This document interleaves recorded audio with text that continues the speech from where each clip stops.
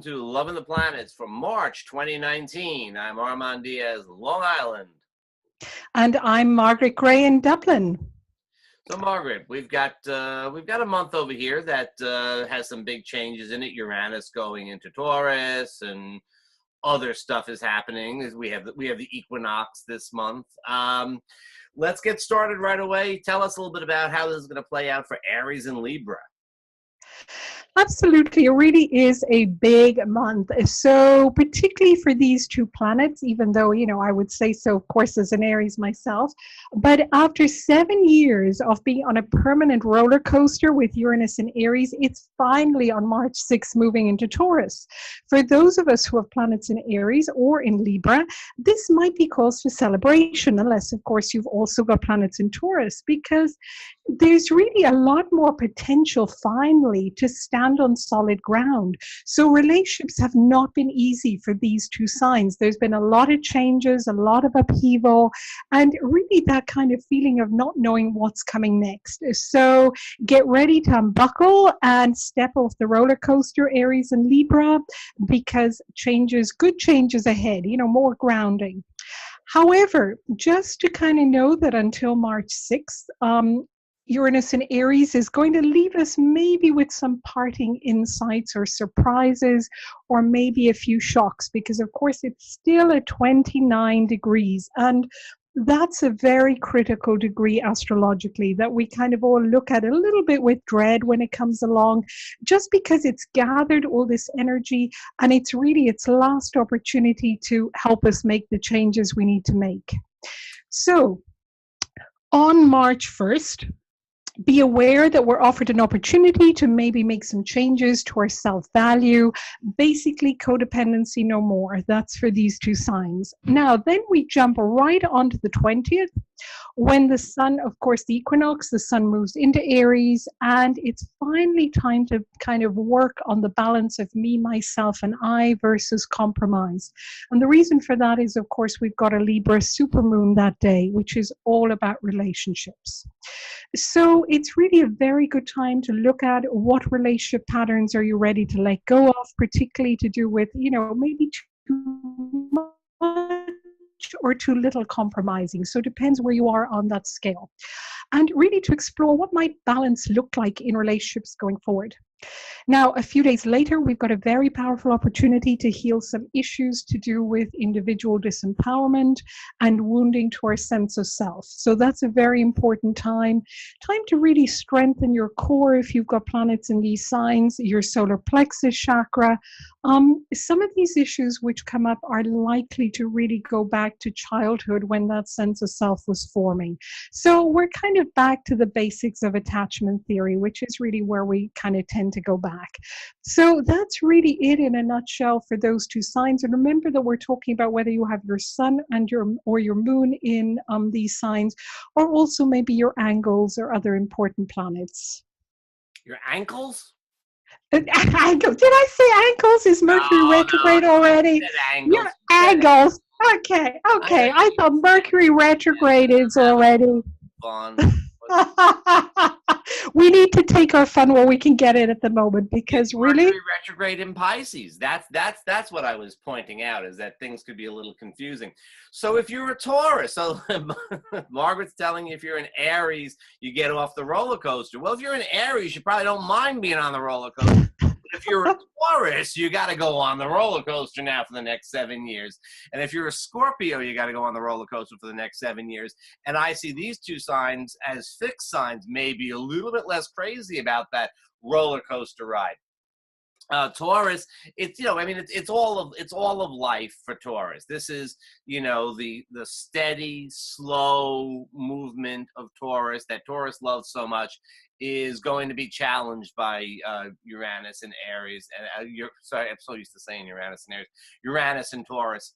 And I think that it's it's an electric. This is a terrible analogy, but it's an electric cattle prod to the bull, it really is, it is given a shock, and, it's going to be relationships as much as anything else.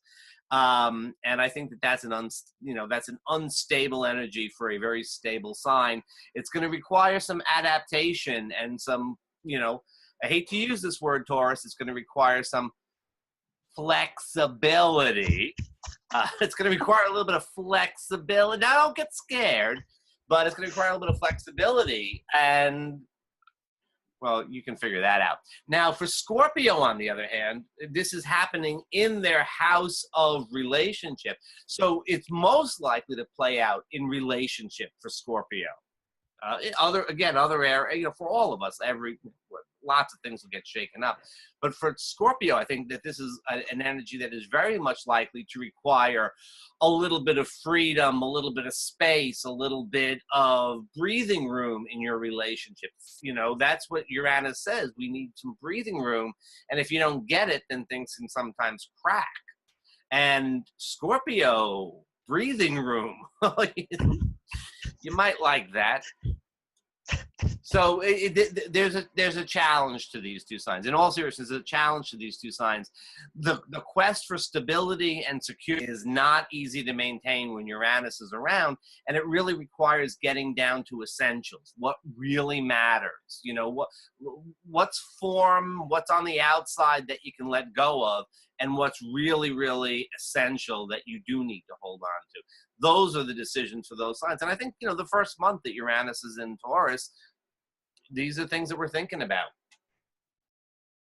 Yes, and also remember we've had him dip in before, so it's worth kind of looking back. What did it feel like when he dipped in before, the last time, because there might be a little bit of that. Well, my moon in Scorpio is certainly listening to all of that, Armand, and I gather you don't have planets in Taurus by the look on your face when you were describing it. No planets in Taurus, no. I have a Scorpio ascendant, so it's not like I'm, entirely immune to the whole thing. It's true. Okay, so moving swiftly along to Gemini and Sag, because of course they are fast-moving energies. Well, there is a really expansive feel this month about Sag and Gemini, thanks to Jupiter traveling through Sagittarius. However, just to be careful that, expansion, it can also be a little confusing at times, particularly on the 15th. And don't assume that expansion is always easy or comfortable. So just to kind of keep that in mind, sometimes we think, well, bigger is always best. Not necessarily. Now, on the 21st, there might be a feeling of being hemmed in relationships. And of course, both these signs love freedom so much. And on the 21st, there's also, it's really a need for affection and relationship that kind of challenges that need for freedom. So there might be a little bit of discomfort because of that challenge. It's not easy to have both in a relationship. And of course, we want both. And, if we want to be with somebody, though, we want the security that can offer, then some elements of freedom are just not possible. It just isn't the same. So although we aim at having freedom within relationships, it's not always the kind of freedom that the Gemini and Sagittarius energy wants, because really sometimes that energy wants total freedom from any commitment, from any accountability. So there might be a little clash towards the middle of the month there. Now, the month, good news, the month ends with a huge burst of energy for these two signs, particularly in the passion department. So although it might be a little bit more of a kind of heady intellectual fantasy than actually, manifesting in reality, which for these signs sometimes can be just as much fun. They don't necessarily need it to manifest. So the drive is there, but there might be a need for some more earthy energies to help it manifest. So all in all, it's a pretty interesting kind of month for these two signs, and really they seem to be faring better than the other four signs so far. It's not a contest, but yeah. Of course it is. I'm an Aries. Everything is a contest, Armand. Contest, yes. Yeah. So we get to Cancer and Capricorn, and these two signs are pretty busy. With all the planets that have been in Capricorn recently, they've been getting quite a bit of activity. Capricorn, again, it's a fundamental type of energy, whereas for Cancer, I think it comes out in terms of relationship more than other things. Right around the 6th, though, when we have Uranus going into Taurus, there's a little bit of there's a shift. Now, this energy, as much as it might be a challenge for some of the other signs, it really works very well with these two signs. And I think, for Cancer, it comes out as being a little bit of an expansion of social life. And for Capricorn, I mean, it really is the possibility of new romance or new things that are fun and enlivening. So I think that's that shift that happens, right on March 6th and for the next 7 years, is pretty strong and pretty powerful. On the other hand, at the full moon and the full moon and the equinox around March 20th, this could be a little bit more of a challenge to these two signs again, on that whole question of where do you have your stability and security, which Cancer and Capricorn like. Security and stability, Cancer and Capricorn, which they do like, versus where do you have some of the challenges of individual, where am I going to be an individual, and so on. So I think right around I would say the March 18th to 22nd, that period, there could be a little bit of discomfort, a little bit, there's that sense of you're not just making changes, but changes have an effect, and you may sort of realize. I think early in the month you're comfortable with change. Later on, you start thinking, "What is this doing?" It'll work out okay. It's interesting because the common theme is that things seem to start changing from the equinox for a lot of these signs. So just to be aware that really to be very conscious around that time, that that moon at that time really has quite an effect. Okay, Leo and Aquarius. So pay attention, Armand, the Leo bit. So you'll be glad to know this is potentially a very hot month relationship-wise, if I can get the word out, for these signs. Or is it? Okay, so we start with Venus moving into Aquarius, of course, on the 1st for 4 weeks. So however, this is probably more likely to be about kind of friendships, connections, groups, rather than necessarily intimate relationships. So it's probably about finding your tribe. I think that's something that's really important. Lots of space to be outside the box, which of course suits Aquarius in particular. Leo planets want attention, but not necessarily for being different, and that's how they're very different to Aquarius. Leo is more about being special and unique, whereas Aquarius is very happy to be different and outside the box. So there's a little bit of a difference there.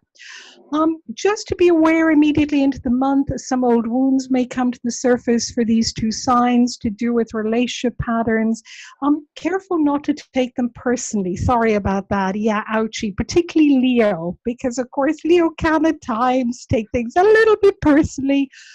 Aquarius, of course, is better at detaching, so Aquarius can help Leo with that. So always look to your opposite sign, because it can really help us to integrate some qualities that we need. You'll be glad to know nothing much for these two until the 21st. Here we are again to this equinox point, depending on your time zone. And then the issue of freedom versus commitment comes to the fore for both these signs. Now, Leo is much more likely to find this easier, because once it opens its heart, commitment becomes much easier than, of course, for Aquarius, who still struggles at times with commitment, not because it doesn't want commitment, but because it just struggles with that whole issue of freedom. And that's a really big issue for Aquarius. So if it can find a way to be both free and committed, then that will work okay. So did you like that, Armand? It's okay. That part about getting committed is a little bit scary, but I suppose you meant commitment rather than being committed in the white. Absolutely. Yes. Yeah. Or you could interpret it whatever way you like. Well, we'll see. We'll see how it goes. So then we have Virgo and Pisces, and Virgo and Pisces have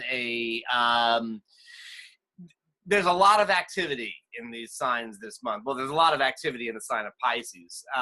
And one of the things that's happening is that Mercury is retrograding in Pisces. And that seemingly isn't a big romance issue. And, in many respects, it's not. It doesn't seem to have much to do with love and relationship. Unless you're a Virgo, in which case it might almost function as a kind of Venus retrograde as things start coming back.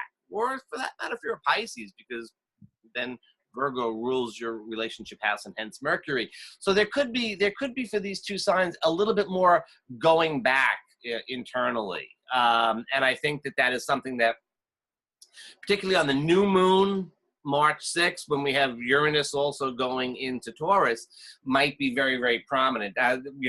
This is, we skip right over the fact that Mercury goes retrograde on March 5th. So right around the beginning of the month there, the 5th, 6th time, there could really be this sort of going back into things. It's not the same as, like, let's say when, Chiron was at the end of Pisces. And yet, Mercury does station at 29 Pisces. So it could be that we're kind of pulled backwards a little bit. Again, I mean, if you're a Pisces or a Virgo, there could be this sort of pulling backwards into relationship, looking back at things in the past. And, there could be a little bit of a retrospective thing for these two signs. Well, in contrast to many of the other signs that are going forward so much. It is a little bit of let's call it a hiccup. Let's call it a little bit of a hiccup this month. But I think that also too, around the equinox on the 20th, you still get that shot of forward motion. And then at the end of the month, when Venus comes into Pisces, I think at that point in time, things even out a bit at least. So March may be a little bit of a retrospective period, but I think that at the end of the day or at the end of the month, things will wind up going a little bit more forward leaning for these two signs. Certainly an interesting month, isn't it, ahead for relationships? So I don't think anybody's going to get too bored this month. No. I'll probably be bored. Of course, as fire signs maybe, and don't forget, everybody, to subscribe to our YouTube channel so that you get all our recordings, including our new moon and full moon recordings every month. And we will see you for the new moon recording, in fact, for March 6th. Take care, Armand. Bye-bye.